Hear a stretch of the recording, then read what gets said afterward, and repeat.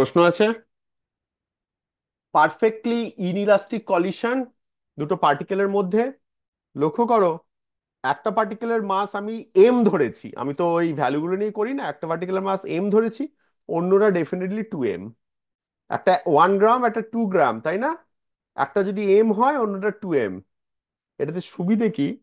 সহজে কেটে যাবে কিছু একটা। আর একটা যদি 10⁻³ কেজি হয়, অন্যটা 2 × 10⁻³ কেজি, ওই 10⁻³ কেটে যাবে। আমি কেন বলছি বুঝতে পারছো? ওই যে রূপম প্রথমেই প্রশ্নটা করেছিল এসআই ইউনিট কেন বলা আছে, একটা গ্রাম, ওই জিনিসটা ঝামেলা এখানে আর থাকবে না। যাই হোক, আমি এখানে লিখে নিয়েছি প্রথম পার্টিকেলটা এম, তার ভেলোসিটি কত, দ্বিতীয়টা 2m, তার ভেলোসিটি কত।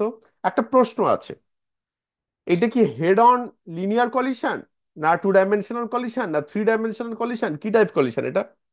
Three three dimensional. এটা three dimensional. Dimensional three collision. Dimensional. এটা যদি ইনফরমেশন ইনাফ না থাকে, আমি কিন্তু করতে পারবো না অঙ্কটা, বলেছিলাম আমি যেটা। যাই হোক, দেখা যাক, হয়তো করা যাবে।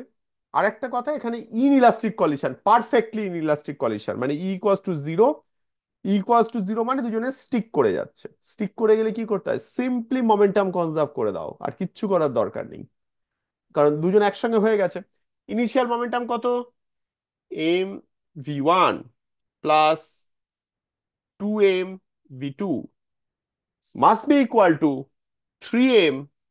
ফাইনাল ভেলোসিটি যদি v হয়, 3mv। এম গুলো সব কেটে বেরিয়ে যাচ্ছে। তার মানে v1 plus 2i's v2 equals to 3i's v। অঙ্ক হয়ে গেছে। v1 বসিয়ে দাও, 3i - 2j plus 2i's v2 মানে 8j - 12k equals to thrice V. V K ধরে নাও xi plus yj plus zk। আমি ইজিলি বার করে ফেলতে পারবো সবকটা।